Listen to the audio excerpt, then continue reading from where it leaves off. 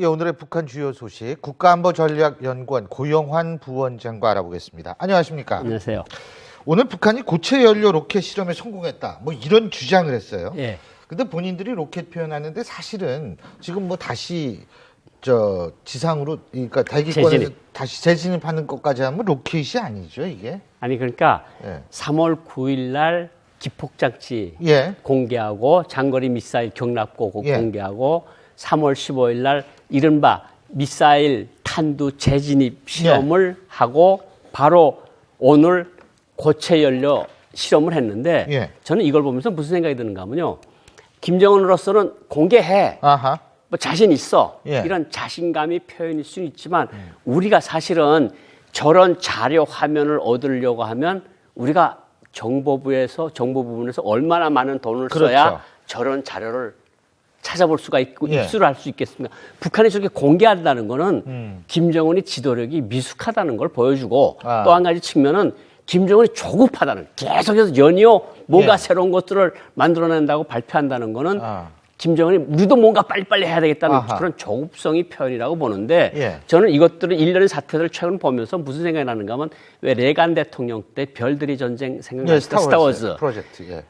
러시아 구소련이 그거를 쫓아오다가 결국 무너진 그렇죠. 거거든요.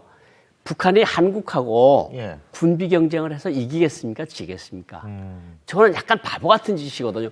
자기네 자원이 극히 제한돼 있고 유엔 제재를 받는 상황에서 그 제한된 자원을 가지고 지금 방사포 만들고 로켓 만들고 뭐 로켓 연료를 만들었다고 성공했다고 계속 발표를 하는 거 보면 아, 저 사람이 조급하긴 조급했고 저 사람들이 끝내는 저런 식으로 가다가 자멸의 길로 가겠다 이런 생각이 드는 거죠.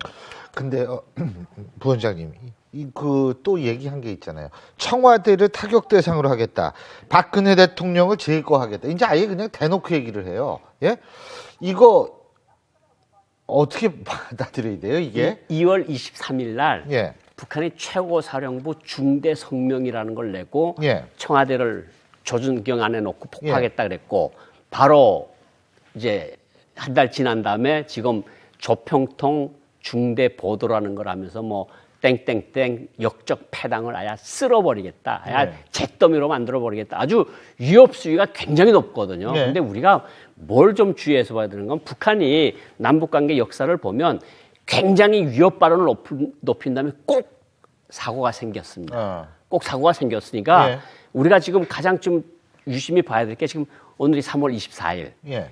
당대회가 5월 7일. 예. 그러면 이제 한 40 며칠 남았는데 예. 이 기간에 북한이 무슨 짓을 하면 이 기간에 무슨 짓을 꼭 한다는 거죠. 그러니까 당대회 전까지. 당대회 전까지. 아하. 당대회 예. 전까지 이게 당대회에 드리는 선물이거든, 말하자면. 예. 그러면 이것이 미사일 실험일 수도 있고 미사일 발사일 수도 있고 또 다른 핵실험일 수도 있고 조준경 안에 놨다 그러면서 실질적으로 정부 청사나 정부 요인들에 대한 암살이나 테러나 이런 것들이 이 지금 3월 말부터 4월 말 사이가 굉장히 위험한 시기다 이렇게 보는 거죠. 우리가 가만히 안 있을 텐데 그거 모르나? 만약에 예. 테러가 일어난다고 하면 예. 그걸 우리가 심증은 있지만 예. 증거를 하느라면 시간이 지나가지 않습니까? 예. 시간이 지나가면 우리가 원점 타격 같은 거 하는 것을 굉장히 좀 불리해질 수가 있어요. 그러니까 아하. 우리가 할 수 있는 거는 뭐 그렇게 되는 경우에 예를 들어서 뭐 휴전선에서 예. 전강판에 대한 심리전 확대라든가 뭐 이런 것들을 할 수가 있겠지만 예. 당장은 인명의 손실을 어떤 기관의 아하. 파괴 같은 예. 것을 막아야 되겠죠. 그러니까 이거는 전 국민이 눈을 부릅뜨는 수밖에 없습니다. 아. 적어도 7차 당대회가 열리는 거로 예상되는 5월 5월 7일까지는 7일까지. 우리 국민들이 긴장할 필요가 있는데 지금 우리가 선거의 모든 것이 함몰이 돼가지고 그렇죠. 좀 텔레비전을 보면 좀 답답하다. 지금 아니요. 그 부원장님만 답답하신 게 아닙니다. 다 답답해요, 그냥. 예. 예. 근데 지금 그래서 이것이 이제 일종의 위협이라든지 공포가 아닐 가능성이 있다. 그렇죠. 충분히 높죠. 그냥 지나가는 말로 들어서는 안 된다. 박근혜 대통령이 오늘 그 정군의 경계 강화 태세를 지시하지 않았습니까?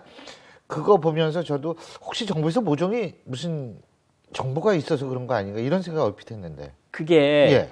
북한 사람들한테 계속해서 이야기를 계속해 오지 않습니까? 예.